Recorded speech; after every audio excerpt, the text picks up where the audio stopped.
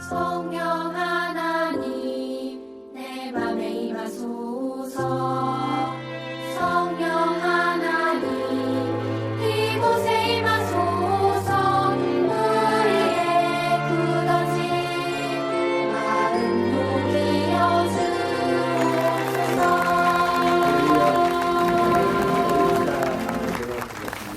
처음 사랑을 회복하자.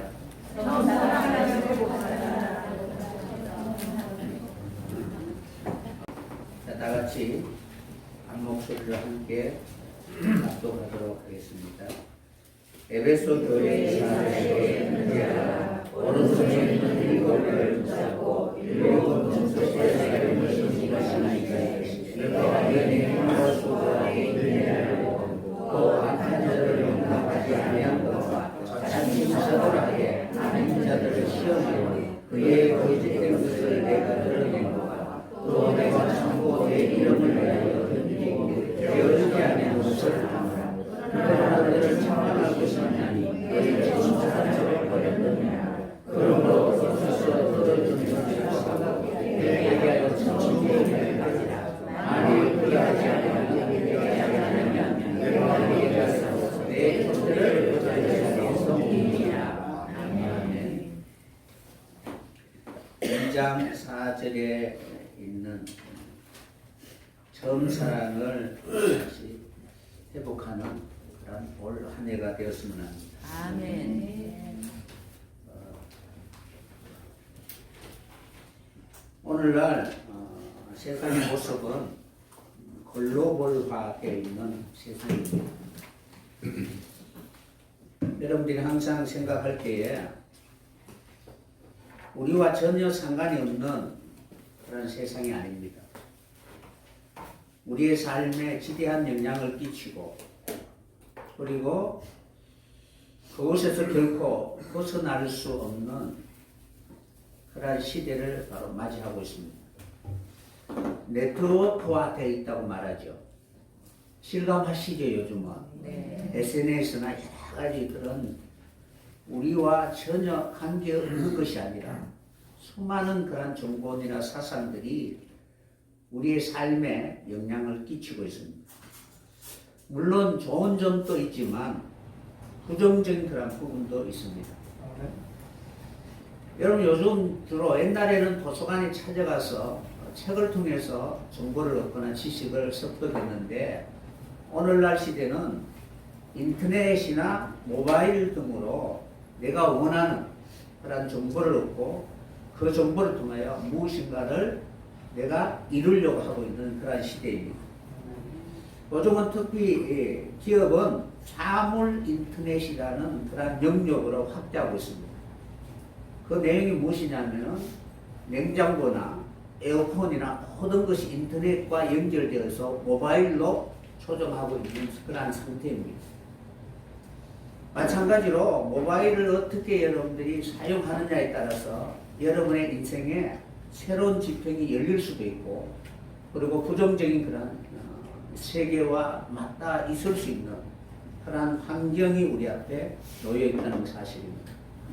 그래서 이러한 세계를 한마디로 많은 사람들이 지구촌이라 이야기하잖아요. 하나의 마을이다. 지구가 하나의 마을이라고 이렇게 이야기합니다. 이러한 시대를 사용하여서 개인의 정보나 좋지 못한 의도를 가지고 여러 가지 내 소유를 뺏어가려고 하는 그런 시도가 많이 있습니다. 특별히 보이시피싱 이것을 통해서 어느 순간 믿지 못하는 그런 세계를 만들어 버리십니다. 여러분 믿을 수 있는 사람이 많아져서요 점점 줄어들고 있는 현실이잖아요. 그래서 심지어 모바일에 악성 코드를 심어 클릭하는 순간 내 모든 정보는 그 사람의 손에 넘어가게 되고 나도 모르게 조정을 당하는 그런 세상이 되어버렸습니다. 왜 이런 이야기를 하냐면은 여러분은 어떤 그런 형태로든 유무형으로 서로에게 영향을 끼치고 영향을 받고 있는 시대라는 사실입니다. 나 혼자만이라고 이렇게 말은 하지만 그러나 결코 나 혼자 살 수 없는 그런 시대입니다. 요즘 온 지구를 불안에 빠뜨리고 있는 그런 신종 바이러스가 유행하고 있습니다. 사람은 국경이 없다라고 하지만 바이러스도 국경이 없습니다. 그만큼 우리가 세계를 우리 삶의 어떤 하나의 영역이 되어 있다는 사실입니다. 그래서 이러한 여러 가지 부정적인 그런 일로 인하여 모든 관계를 끊어버리고 두려움을 갖게 만드는 것입니다. 그렇다고 해서 집안에서만 있을 수는 없지 않습니까? 물론 부정적인 것이 있지만 그것을 이길 수 있는 그런 스스로 자기를 지킬 수 있는 그런 노력과 수고가 필요하다는 사실입니다. 가만히 있으면은 결코 자기 자신을 지킬 수가 없습니다. 그래서 모든 원인은 외부에 있는 것이 아니라 그것을 이길 수 있는 그런 지식의 부족이나 게으름이나 나태함으로 인하여 스스로 불러들이는 것입니다. 바이러스는 균이잖아요. 그 균은 살 수 있는 환경이나 조건을 만들어주면은 그 속에 기생하게 됩니다. 그러니까 사회적 풍자를 통해서 기생충이라는 그러한 영화를 통해서 얼마든지 그러한 환경이 주어지면은 그렇게 살 수밖에 없는 그러한 존재들이 나타난다는 사실입니다. 그래서 우리는 항상 내 자신을 살펴보면서 과연 내 속에 수많은 거짓된 것이 내 속에 기생하여 나를 갉아먹고 나를 불행하게 만드는 그런 환경이 있지 않는가를 늘 살펴봐야 됩니다. 그러니까 알면 그만큼 적극적으로 대처하여 그 위험을 지킬 수 있지만 모르면 알지만은 게으르면은 나중에는 호미로 막을 그런 위험도 가래로 막을 수 없는 그런 사태가 온다는 사실입니다. 실제로 바이러스가 이렇게 날아다니는 것은 아니잖아요. 어떤 관계를 통해서 전파되는데 어떤 사람에게는 전파가 되고 어떤 사람에게는 전파가 안 됩니다. 그러니까 내성이 있고 그것을 방어할 수 있는 힘이 있을 때는 이길 수가 있는 것입니다. 그래서 막연히 두려워할 것이 아니라 우리는 이 시대에 자기의 현재의 모습을 잘 살펴봐야 하는 것입니다. 그래서 공기를 통해서 전염될 가능성은 있지만 그렇다고 해서 무작위로 아무 곳에 내려앉아 실을 내리는 것은 아니라는 사실입니다. 그래서 생태의 조건을 갖추게 되면 그곳에 바로 뿌리를 내리고 기생하게 되는 것입니다. 원인 없는 결과가 없듯이 그럴 수밖에 없는 그 이유가 다 있다는 사실입니다. 그래서 국제화 글로벌 시대에 남의 나라의 이야기가 아니라 항상 우리에게도 일어날 수 있는 일들이라는 사실을 기억하고 아직은 내게 일어나지 않는 일이라 할지라도 나와 상관이 없는 일이 아니라 그것이 온다 할지라도 항상 예배할 수 있는 여러분이 꼭 되었으면 합니다. 그래서 항상 준비하는 그런 자세가 필요합니다. 성경은 우리의 인생에 대해서 이야기하고 있습니다.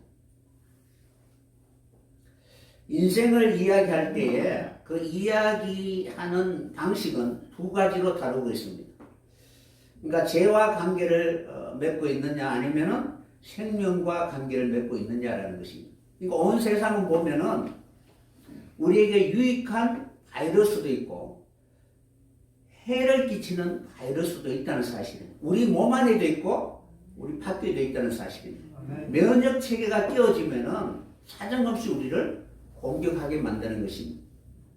그러므로 죄는 우리 안에도 있고 우리 밖에도 있고 그리고 생명은 우리 안에도 있고 우리 밖에도 있다는 사실입니다.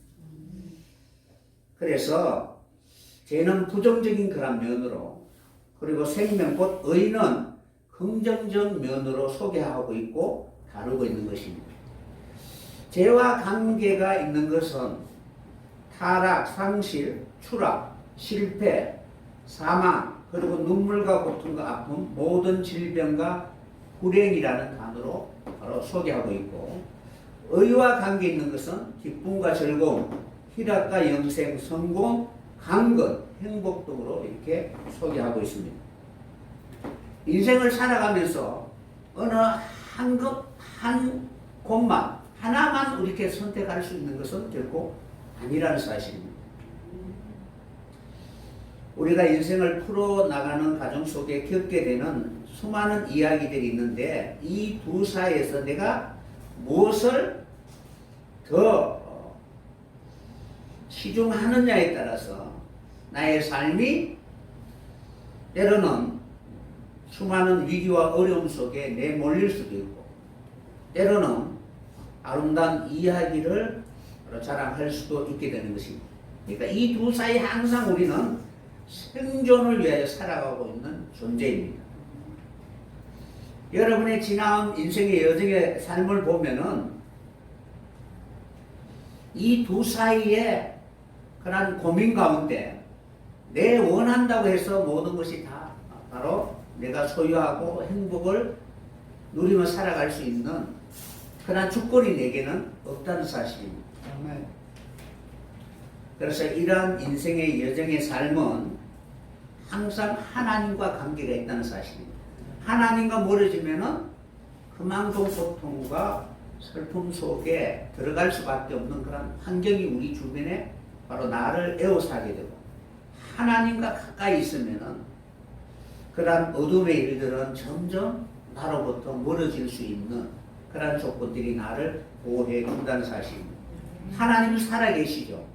살아계시면서 이 세상과 상관이 없는 것이 아니라 끊임없이 관계를 맺으면서 하나님이 누구인가를 우리에게 보여주고 있는 것입니다. 그러므로 우리의 삶은 하나님이 계시는 것과 그리고 하나님의 나타나심과 그리고 그 나타나심을 통하여 마지막 이루고자 원하는 영광과 결코 분리되어 설명할 수가 없습니다. 우리가 아무리 영광을 구한다 할지라도 하나님의 영광과 다르다면 그 영광은 잠시 있을 영광에 불과하다는 사실입니다. 왜 이런 부분을 하나님과 우리의 행복을 서로 관련시켜서 이야기할 수밖에 없느냐 하면은 우리는 영혼을 가지고 있는 존재이기 때문에 그렇습니다. 바이러스가 식물이나 모든 그런 존재에 대해서 영향을 끼치는 것은 아니잖아요. 어떤 환경이 주어졌을 때 거기에 바로 영향을 끼치는 것처럼 영혼이 없는 존재는 하나님과 아무런 관련이 없습니다. 그러나 우리의 인생의 행복과 불행은 영혼을 가지고 있는 존재이기 때문에 하나님과 얼마나 친밀하고 가까이 있느냐, 멀어지느냐에 따라서 분명히 그 행복이나 불행이 바로 그 유무가 많고 적음이 결정되는 것입니다. 신종 코로나 바이러스나 각종 바이러스는 육신을 가지고 있는 존재들과 관계성을 가지고 있습니다. 그러니까 여러분의 영혼 속에는 그 바이러스를 퍼뜨릴 수는 없잖아요. 그래서 이러한 바이러스는 고통과 아픔과 상실을 가져다 주지만 그 존재는 그 육신을 가지고 있는 사람이 환경을 만들어주면 그래서 기숙하면서 온갖 우리를 무너뜨리고 망가뜨리게 하게 되는 것입니다. 그러니까 육신이 강건하면은 그것을 이길 수 있는 힘이 있다는 사실입니다. 아멘. 이러한 바이러스라고 할지라도 우리 몸 안에 있다 할지라도 우리가 그것을 이길 수 있는 그런 힘이 있다면 얼마든지 우리는 우리 자신을 기쁨과 즐거움으로 살아갈 수 있게 해주게 되는 것입니다. 그러나 영혼은 지배할 수가 없습니다. 이 영혼에 지대한 영향을 끼치는 존재들이 영적인 존재라는 사실입니다. 하늘에는 하나님만 계시는 것이 아니잖아요. 그죠? 수많은 영들이 있습니다. 하나님이 계시는 곳이 있고 그리고 수많은 하나님 외에 다른 그런 피조된 영들이 있는 공간에 있다는 사실이에요. 그래서 이 영들이 실제로 우리가 살아가는 삶에 있어서 지대한 영향을 끼치고 있습니다. 그 영들이 우리의 의사와 상관이 없이 우리에게 영향을 끼치는 것은 아니라는 사실입니다. 그러니까 바이러스는 그곳에서 자라날 수 있도록 환경을 만들어주면 자라나는 것처럼 영들도 마찬가지라는 사실입니다. 그러니까 영들의 집이 자기가 그곳에 들어갈 수 있는 그런 집을 만들면 그곳에 들어가게 되는 것입니다. 하늘에 수많은 그런 영들이 있습니다. 이 영들은 사람들의 영혼의 의지와 상관이 없이, 그 사람의 의지와 상관이 없이 일방적으로 우리의 인생에 개입하여서 사건을 일으키는 그러한 존재는 아니라는 것입니다. 영혼의 기능은 반드시 자유의지를 주었다는 거예요. 여러분들이 만약에 내가 자유의지가 없다면 어떤 삶의 기쁨이 있을까요? 아무런 의미가 없잖아요. 그죠? 그러니까 자유를 달라 하는 이유가 바로 거기에 있는 것입니다. 아무리 배부르다 할지라도 그것은 행복이 될 수가 없습니다. 그러니까 여러분 정말 행복하기를 원한다면 영혼을 이렇게 빼버리세요. 그래서 동물처럼 먹고 만족하며 살아갈 수가 있어요. 그러나 영혼은 빼버릴 수가 없잖아요. 그죠? 그래서 정말 여러분들이 행복하기를 원한다면 이 하늘에 있는 영들과 어떤 관계가 있는가를 살펴봐야 되고, 그 영이 내 안에서 역사할 수 있는 환경이 어떤 환경인가를 알아야만이 그것을 이길 수가 있는 것입니다. 그래서 내 의지에 대한, 내가 의지를 통하여 그 영혼을 받아들일 수 있는 환경이 되었을 때 그 영은 역사하게 되는 것입니다. 창조의 섭리로 볼 때 씨가 열매 맺기 위해서는 밭이 필요합니다. 아무 곳에나 그 씨가 이렇게 뿌리를 내리는 것은 아니잖아요. 그런데 그 밭에 온갖 잡초나 가라지가 자라기에 알맞은 환경과 조건을 갖추고 있으면 결코 좋은 열매를 맺을 수가 없습니다. 중요한 것은 씨가 문제가 아니라 밭이 문제라는 사실입니다. 인생은 밭이고 강야입니다. 애굽에서 나와서 강야의 여정을 걸어가잖아요. 그 과정을 농사 비유로 하면은 하나님이 우리 안에 하나님의 씨를 뿌릴 수 있도록 적당하게 하시기 위하여 기경하시는 역사입니다. 그러므로 우리가 우리 자신을 되돌아볼 수 있는 소중한 기회는 강야와 같은 메마른 그 심령 속의 기경의 역사를 통하여 하나님이 우리에게 어떤 열매를 주시는가를 자기 자신을 살펴봐야 되는 것입니다. 과연 그 땅에 무엇을 거둘렀지, 그가 어떻게 노력하고 수고하고 땀을 흘리느냐에 따라서 결정되는 것입니다. 육신을 따라 육신의 원하는 것을 바라보고 그것이 이루어지기를 환경과 조건을 통하여 노력하게 되면은 그 조건에 맞는 그러한 상황과 상태를 통하여 그것이 그 사람에게 이루어질 수밖에 없는 그러한 일들이 그에게 이루어지게 됩니다. 실제로 내 행동은 열심히 수고하는 것은 맞는데 그 수고의 그런 모습을 보면은 마치 땅콩이 자라날 수 있는 환경을 만들어 놓고 좋은 그런 열매를 바랄 수는 없잖아요. 그러니까 자기가 지금 살아가는 삶의 모습은 무엇이 심어질 수밖에 없는 그러한 환경과 상황을 만들어 놓고 노력하는데, 기대하는 것은 전혀 다른 것을 기대한다는 것은 농부의 자세가 아니라는 것입니다. 자질이 없다는 것입니다.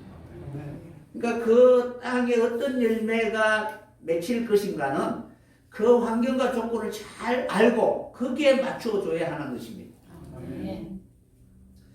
그래서 성경은 그들의 생각대로 그 결과를 바로 받게 되는 것입니다. 제약을 받는 것은 그들의 생각의 결과이고, 그리고 평안과 행복도 그들이 어떤 생각에 따라서 바로 결정되는가가 그 사람의 지금 현재의 삶의 모습을 통해서 우리에게 바로 경고하고 있는 것입니다. 하나님의 나라는 먼저 나의 생각 속에, 내 영혼 속에 그 나라와 어떤 관계를 맺고 있느냐라는 것이 중요합니다. 전혀 관계를 맺지 않으면서 외톨이가 되어 있으면서 마치 그 나라에 내가 어떤 주인공이 될 것이라는 막연한 그런 생각을 가지고 그냥 가만히 있다고 해서 그 나라의 바로 주인공이 될 수 있는 것은 아니라는 사실입니다. 그래서 성경은 가장 중요한 것은 우리 현재의 그런 자신의 모습을 정확하게 바로 분별할 수 있는 그런 지혜자가 되어야 합니다. 이단들이 특별히 성경에 좋은 이름을 다 가지고 갔잖아요. 신천지 좋은 이름일까요? 나쁜 이름일까요? 좋은 이름이잖아요. 여호와 증인, 에덴 교회, 수많은 좋은 이름들은 다 가지고 갔잖아요. 이름을 가지고 갔다고 해서 그 사람이 그것을 알 수 있는 것은 아니라는 사실입니다. 그 이름의 의미와 축복을 알고 그가 어떻게 준비하느냐에 따라서 그 나라가 그 사람에게 열리게 되는 것입니다. 전혀 알지 못하는 사람들이 가지고 가서 그것을 사용할 때 육신의 그런 소욕을 위해서 그것을 사용한다면 오히려 그것은 그 사람에게 점점 더 바로 하나님의 나라에서 멀어질 수밖에 없는 그러한 존재가 되어버리게 되는 것입니다. 그래서 우리는 항상 신앙생활할 때에 육신을 따라 난 자가 아니라 성령을 따라 난 자이기 때문에 어떤 생각으로 생각하느냐가 중요한 것입니다. 성령으로 난 자는 항상 신령한 것을 생각하죠. 그러니까 하늘의 것을 생각해야 된다는 것입니다. 그런데 생각만 할 것이 아니라 우리의 삶도 그것이 내게 임할 수 있도록 준비해야 된다는 사실입니다. 그래서 신령한 결실을 바라고 준비하는 믿음의 삶도 우리에게 매우 중요하다는 것입니다. 오늘도 우리에게 씨가 떨어지기를 바랄 것이 아니라 그 씨가 자라날 수 있는 환경을 위하여 어떤 수고와 노력을 하는가를 살펴봐야 되는 것입니다. 여러분은 어떤 사람입니까? 그러니까 누구나 다 좋은 것은 갖고 싶잖아요. 그런데 그것을 가질 수 있는 합당한 사람이 되기 위해 내가 어떤 그런 수고와 노력을 하고 있느냐라는 것이 중요합니다. 계시록의 축복은 이기는 자의 축복입니다. 교회는 비록 세상에 있지만 교회가 싸워야 할 대상이 무엇인가를 알아야 됩니다. 내가 싸워야 할 대상을 모르고 이긴다는 것은 불가능합니다. 마치 목표가 없으면 아무리 달려간다 할지라도 그 달려가는 그 애씀과 수고가 결코 자기에게는 연류가 될 수가 없습니다. 금방 지쳐버리게 될 것입니다. 목사님도 항상 예화로 설명하는데 사냥개가 있잖아요. 그럼 포수가 사냥개를 한 4-5마리 이렇게 데리고 갑니다. 그 중에 이제 포수가 이제 산에 가다 보면은 쫓아야 할 그런 짐승을 이렇게 먼저 사냥개가 보잖아요. 보면 짖으면서 사정없이 한 마리가 달려가면 나머지 개들은 그냥 짖으니까 그냥 따라가는 거예요. 왜 이렇게 하면서 괜히 남들이 웅성웅성하니까 같이 따라가는 사람 있잖아요. 그런 것처럼 한 마리가 따라가니까 어떻게 해요? 나머지는 왜 그렇게 달려가는지 모르고 그냥 막 달려가는 것입니다. 그러니까 목표물을 발견하지 못한 것입니다. 그런데 나머지 개들은 그 달려가다가 지치지만 목표를 본 그 개는 그 목표를 물기까지 끝까지 달려간다는 사실입니다. 우리의 신앙에 목표가 없으면 중간 수많은 그런 난관이나 어려움이 있으면 좌절하게 된다는 사실입니다. 그러므로 교회가 반드시 이겨야 하는 그 대상, 그 목표를 알지 못하면은 끊임없이 우리의 신앙은 좌절하게 되는 것입니다. 교회는 이기는 자의 축복입니다. 고린도전서 9장 25절에 보면은 이기기를 다투는 자마다 모든 일에 절제하나니 저희는 썩은 면류관을 얻고자 하되 우리는 썩지 아니할 것을 얻고자 하노라. 그러므로 내가 다름질하기를 향방 없는 같이 아니하고, 다 같이 내가 다름질하기를 향방 없는 같이 아니하고, 싸우기를 호공을 치는 같이 아니하여. 아멘. 그러니까 달려갈 때는 분명히 목표가 있어야 되고, 그리고 내가 싸우고자 할 때 그 싸우는 그 대상이 누구인가를 정확히 알아야 된다는 사실입니다. 그래서 바울은 자기가 달려갈 향방과 그 싸움의 대상이 누구이냐? 바로 자기 자신이라고 고백하고 있는 것입니다. 내가 내 몸을 쳐서 복종하게 하면 내가 남에게 전판 후에 자기가 도리어 버림이 될까 두려함이로다라고 우리에게 고백하고 있는 것입니다.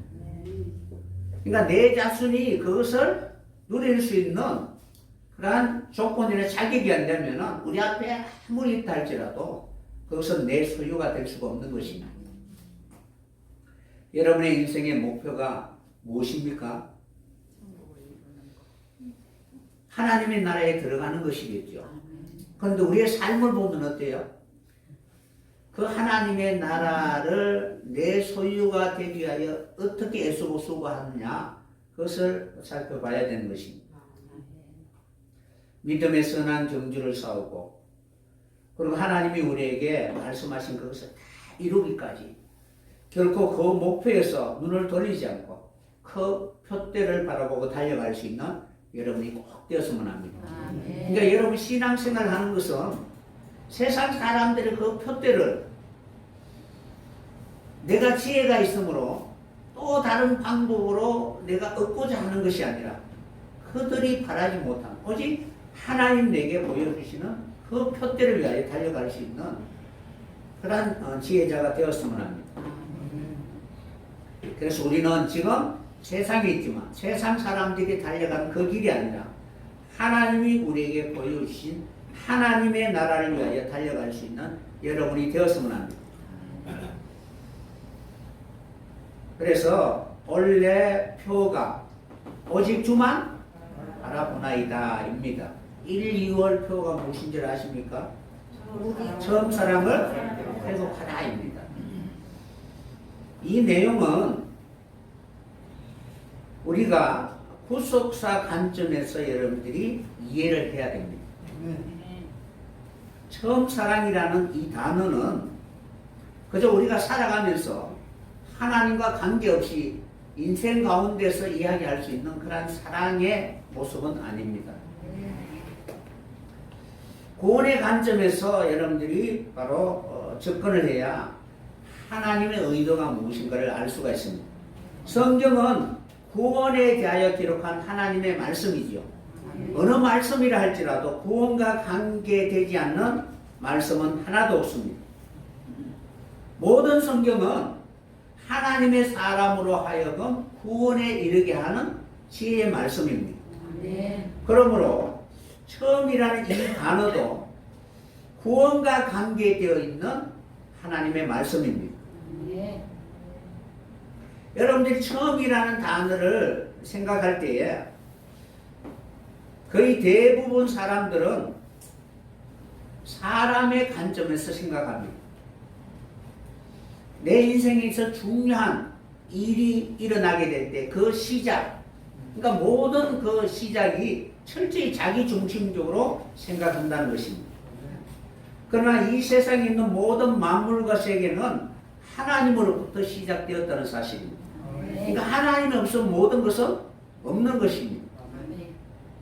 모든 있음의 근원이 하나님이 있습니다. 그러니까 내가 있는 존재 이유도 하나님이 있으므로 내가 있는 것이지, 내 삶에 하나님이 없으면 나는 아무것도 없는 것입니다. 그래서 하나님이 있으라 하면은 나라는 존재는 있을 수가 있고, 하나님 그곳에 거하라 하면은 내가 거기에 존재할 수가 있는 것입니다. 그러나 하나님이 허락하지 않으면은 나라는 존재는 없는 것입니다. 오늘 있다가 내일 없어지는 별풀과 같은 존재요. 아침에 있다가 해가 돋으면 순식간에 사라지는 안개와 같은 존재가 인생입니다. 여러분이 지금 있다고 생각하지만 그러나 어느 순간 나라는 존재가 사라질 수밖에 없는 그 모든 원인이 하나님께 있다는 사실입니다. 호흡을 거두고 생명을 하나님 거두시면 나라는 존재는 없는 것입니다. 그러니까 모든 시작은 하나님과 관계에서 여러분들이 생각할 수가 있습니다. 인생의 영수를 자랑할 수 없는 것은 그의 생명이 호흡에 있기 때문에 그렇습니다. 무엇보다도 육신의 호흡도 있지만 이 영혼이 사라지게 되면 육신도 사라지게 되는 것입니다. 때문에 하나님이 왜 우리를 있게 해 주시는가를 항상 생각하고 하나님과 나의 관계 속에 하나님 내게 무엇을 명령하신가를 늘 생각하고 인생을 살아가면서 하나님의 이야기에 소리에 귀를 기울일 수 있어야 될 것입니다. 근데 대부분 사람은 자기 중심적으로 이야기합니다. 여러분의 인생 가운데 이야기할 때에 나라는 존재를 빼버리면 이야기할 것이 없잖아요. 흥이 안 나잖아요. 그죠? 내가 어떻게 했는데 하면 막 흥이 나잖아요. 그래서 누군가 박수를 맞장구 치고 호응을 해주면 더 바로 기쁨이 있고 막 행복해야 하잖아요. 하나님을 믿는 그 믿음의 동기도 자기라는 자기의 존재를 드러내기 위하여 믿게 되는, 내가 이렇게 믿었으니까 하나님 나를 어떻게 해주셨다 라는 자기가 부하고 흥하고 행복하는 철저히 자기중심적으로 사고하는 그러한 존재였습니다. 내가 하나님을 믿게 된 것도 내 의지에 의해서 믿게 되었다라고 생각하지요. 하나님과 사랑을 맺는 그 관계도 하나님이 바로 주권자로서 하나님께 있는 것이 아니고 내가 어떻게 했으니까 하나님 그렇게 해주셨다라는 철저히 자기중심적으로 생각합니다. 그래서 대부분 신앙하는 사람들의 그 감정을 보면은 내가 어떻게 하니까 하나님이 어떻게 해주셨다.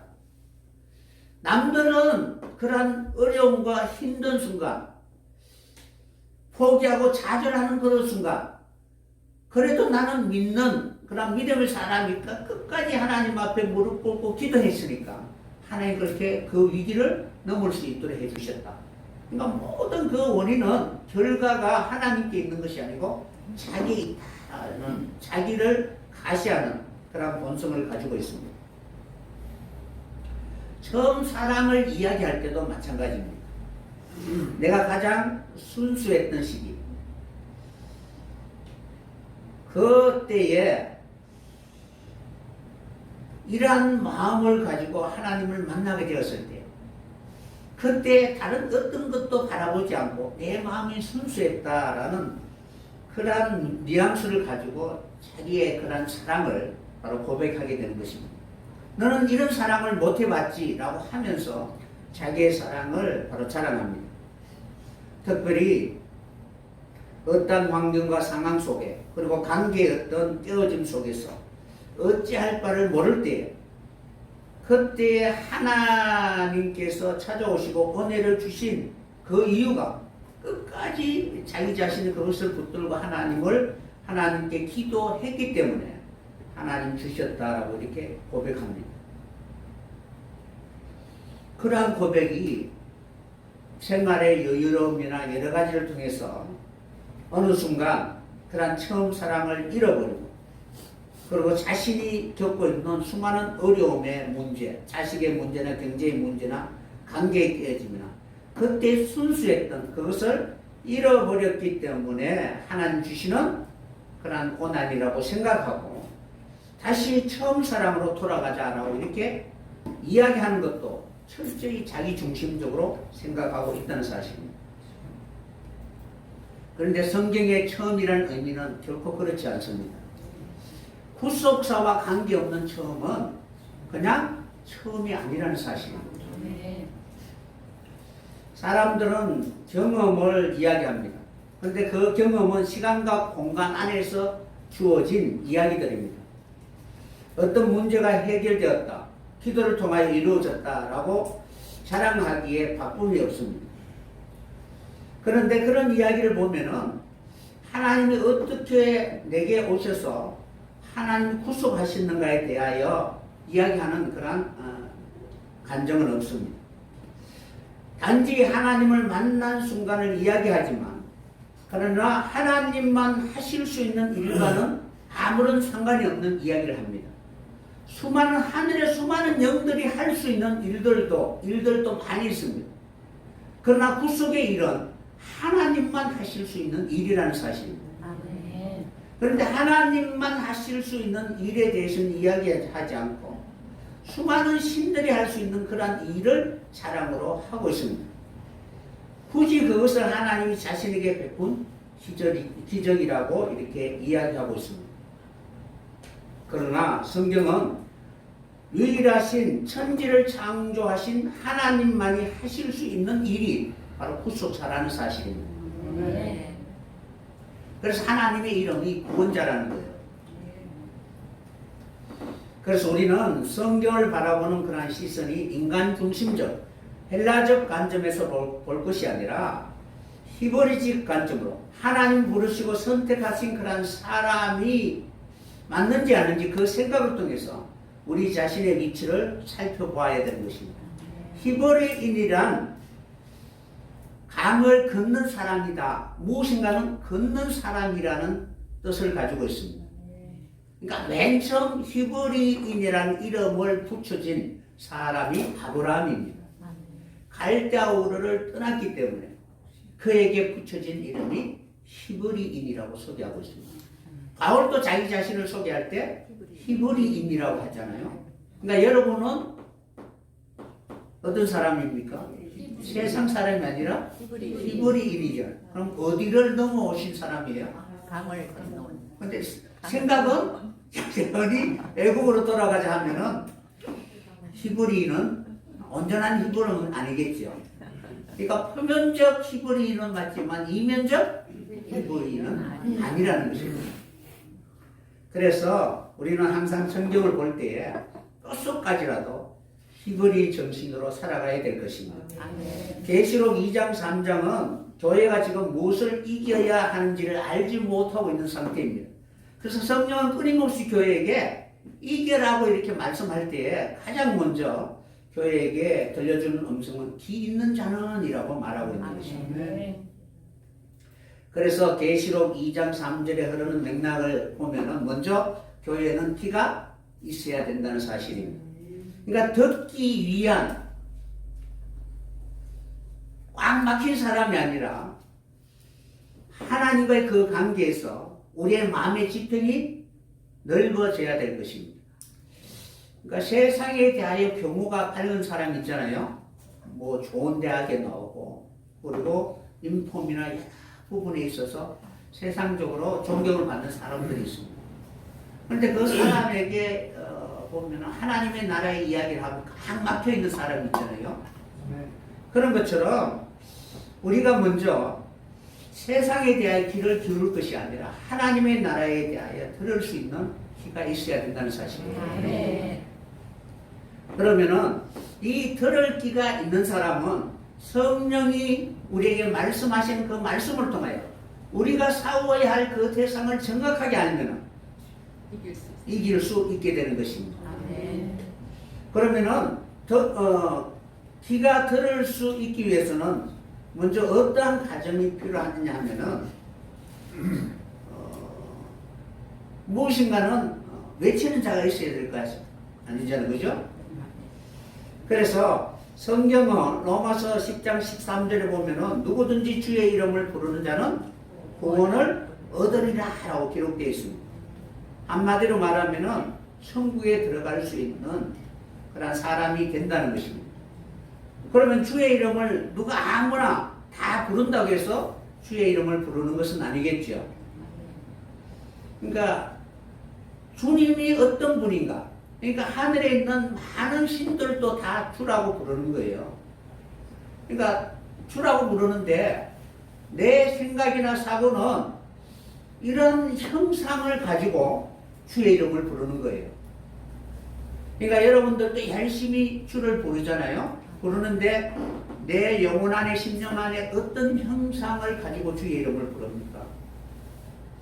그러면은 주지만, 그러나 전능하신, 천지를 창조하신 하나님이 역사하신 것이 아니라 수많은 영들 가운데 내 형상을 만든 그 신이 내게 역사하게 되는 것입니다. 그러므로 누구든지 주의 이름을 부른다 할지라도 내게 구원을 주는 것이 아니라 구원자이신 하나님이 누구인가를 알고 하나님이 내게 바로 지대한 영향을 끼칠 수 있도록 주님의 그 통치를 인정하고 역사할 수 있도록 우리의 마음을 내려놓고 이제는 내가 다스리는 것이 아니라 하나님이 다스릴 수 있도록 바로 온유와 겸손으로 하나님 앞에 순종할 수 있는 그런 사람이 되어야 되는 것입니다. 그래서 구원이 무엇인가를 확실히 알고 구원받을 수 있는 그런 하나님이 누구인가를 알고 주의 이름을 합당하게 불러야 되는 것입니다.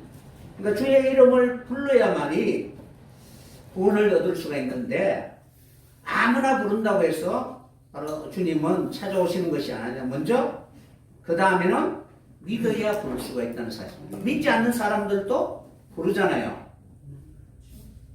믿지 않는 사람이 부르는데 응답을 안 하는 것이 아니라 그가 어떠한 형상을 생각하고 부르느냐에 따라서 신은 응답한다는 사실입니다. 다만 하나님이 응답하지 않을 뿐입니다.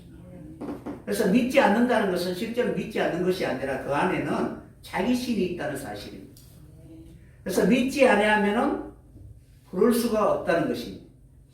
로마서 10장 14절 그런즉 저희가 믿지 아니하는 일을 어찌 부르리요. 그러니까 하나님을 믿는다라는 것은 하나님과의 관계잖아요. 그죠? 여러분 저를 믿으시죠? 그럼요. 얼마만큼 믿으세요? 마음이 가는 만큼. 그러니까 지금까지 이 사람이 이렇게 살아왔으니까 네, 마음이 그것을 보고 믿는다라고 하잖아요. 네네. 앞으로 어떻게 내가 변할지 알아요, 몰라요? 모르죠. 앞으로 어떻게 될 것이다 믿고 여러분들이 제게 뭐 1억이나 2억 투자할 수가 있습니까? 못하시잖아요. 그러니까 과거의 경험만큼 믿을 수가 믿을 있다는 수가 거예요. 있는. 그건 온전한 믿음이 아니겠죠. 그러니까 하나님을 믿는다고 하지만 지금까지 경험한 하나님이라는 형상을 여러분들이 상상 속에 생각했던 그 기준 안에서만 믿는다는 사실입니다. 내 이성으로 이해하지 못하면은 하나님 뭐 그래 라고 하면서 절대로 바로 믿지 않는다는 사실입니다. 여기서 믿음이라는 건 절대적인 믿음입니다. 어떠한 환경과 상황 속에서도 하나님을 믿을 수 있는 그런 관계가 되어야 됩니다. 그래서 그들이 바로 부르는 것은 하나님을 부르는 것이 아니라 자기가 믿는 하나님을 부르는 것입니다. 그러므로 하나님을 믿지 않는데 어찌 하나님을 부를 수가 있으리요. 듣지도 못한 일을 어찌 믿으리요. 전파하는 자가 없이 어찌 들으리요 라고 이렇게 기록되어 있습니다. 그러니까 믿으려면은 그 다음에는 어떻게 해야 돼요? 들어야 된다는 사실. 여러분들이 사기꾼이 막 이야기하는 것인지 아니면은 진짜 나를 위해서 이야기하는지 어떻게 분별할 수가 있어요? 신뢰가 없으면은 결코 그 이야기를 신뢰할 수가 없습니다. 그러니까 듣는다는 것은 그만큼 그 사이에 막힘이 없다는 것입니다. 그런데 하나님과의 그 관계 속에서 하나님의 마음과는 전혀 맞지 않으면서 하나님의 소리를 듣는다는 것은 왜곡하기 쉽다는 사실입니다. 그러니까 모든 것을 다 왜곡해버리는 것입니다. 그러면 진정으로 듣는 자가 아니라는 사실입니다. 그래서 듣는다고 하지만 듣지 못하는 자입니다. 그러면은 듣지 못하면 결코 믿을 수가 없고 믿지 못하면 결코 주의 이름을 부를 수가 없고 주의 이름을 부를 수 없으면 구원을 얻지 못하게 되는 것입니다. 그러면 여러분들이 들을 수 있는 그러한 믿음의 사람이 되었으면 합니다. 그러니까 계시록에 있는 교회는 지금 듣지 못하고 있다는 상태입니다. 그러면은 전파하는 자를 보내었어도 아무런 의미가 없는 것입니다. 설령 전파하는 자를 결코 신뢰하지 않습니다. 오히려 하나님이 보내지 아니한 자를 더 신뢰하는 그런 시대입니다. 그래서 우리는 항상 살아가면서 내 자신이 하나님에 대하여 얼마나 바로 마음의 지평이, 마음이 이렇게 닫힌 것이 아니라 열려있는가를 늘 생각할 수 있는 여러분이 꼭 되었으면 합니다. 우리가 살아가면서 많이 닫혀져 있는 그런 사람들이 많잖아요. 물론 여러분에 대하여 열려있는 사람이 많지 있지만 그래도 누군가에게는 닫혀있는 부분들이 있을 것입니다.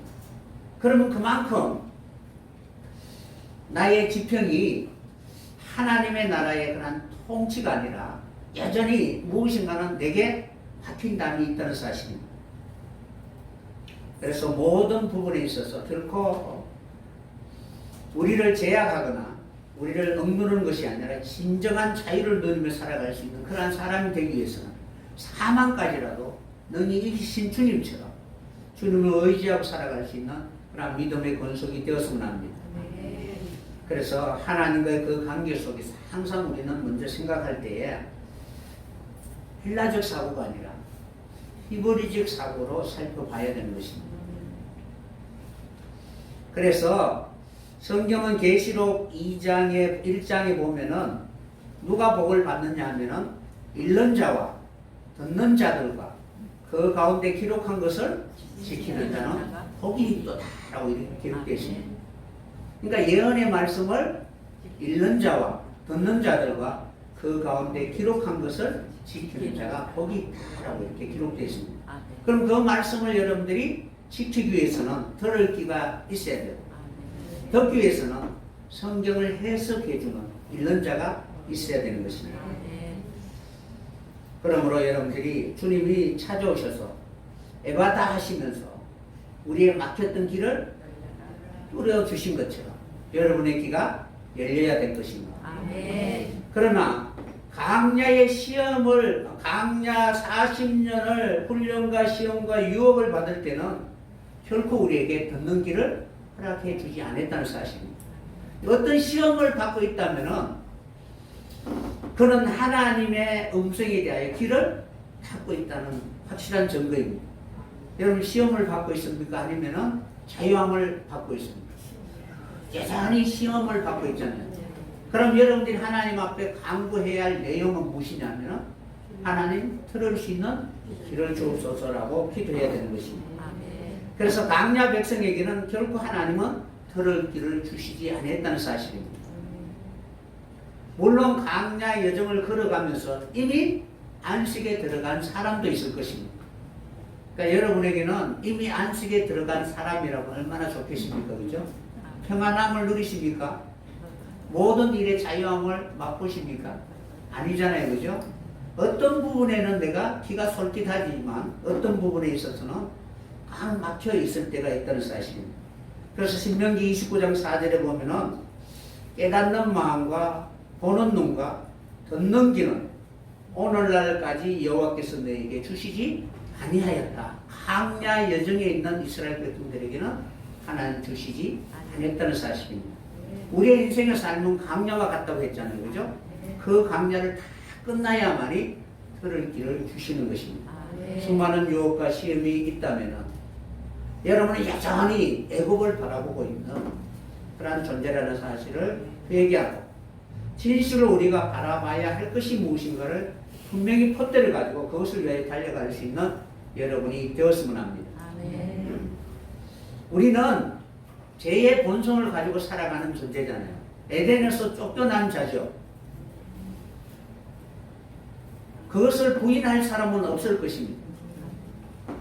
그러므로 우리가 아무리 사랑한다 할지라도 죄의 본성을 가지고 자기 중심적으로 사랑하는 이기적인 그러한 존재입니다.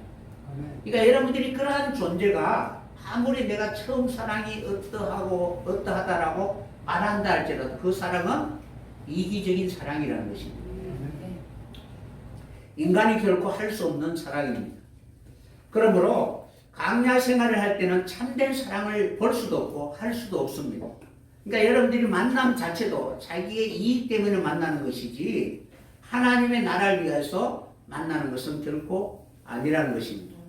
나의 인생에 그런 수많은 이야기 가운데 여러분들이 열심히 남들에게 자랑하고 싶지만 그것은 죄의 본성을 가지고 자랑하는 것에 불과합니다.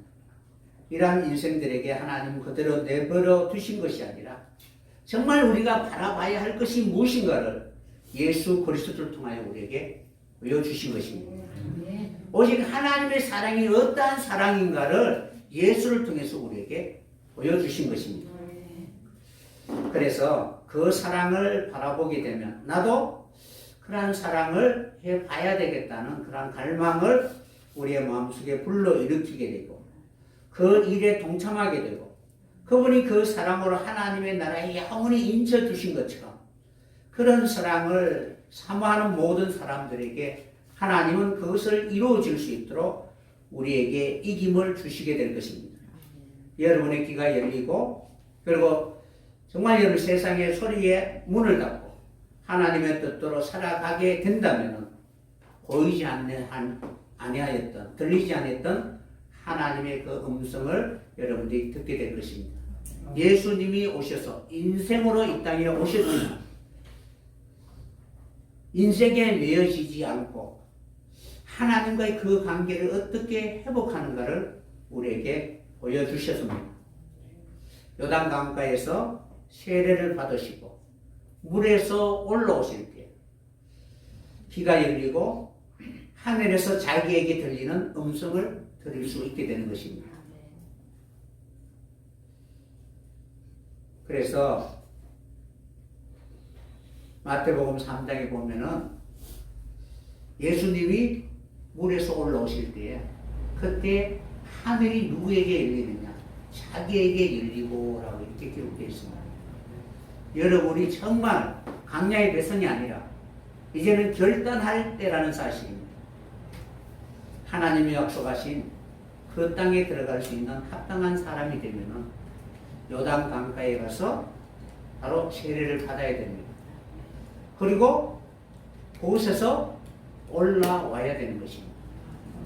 그러면은 그동안 보이지 아니하였던 하늘이 열리고 여러분에게 하나님의 음성이 들리게 되는 것입니다. 그러면은 그때로부터 공생의 삶을 통해서 하나님의 뜻을 이루어가게 되는 것입니다. 이러한 것처럼 잃어버린 하나님의 나라를 다시 회복할 수 있는 그런 진실한 하나님의 사람이 된다면 계시록에 기록된 교회에게 말씀하시는 그 말씀이 여러분에게 축복이 되게 될 것입니다. 오늘도 그런 마음으로 처음 사랑을 회복할 수 있는 소중한 기회를 놓치지 않고 늘 교회와 함께 하나님의 나라를 날마다 맛보며 하나님 앞에 영광을 돌릴 수 있는 그런 믿음의 사람이 되시기를 예수님의 이름으로 간절히 축원합니다. 아멘. 다음에는 처음에 대해서 다시 이어서 말씀을 전하도록 하겠습니다.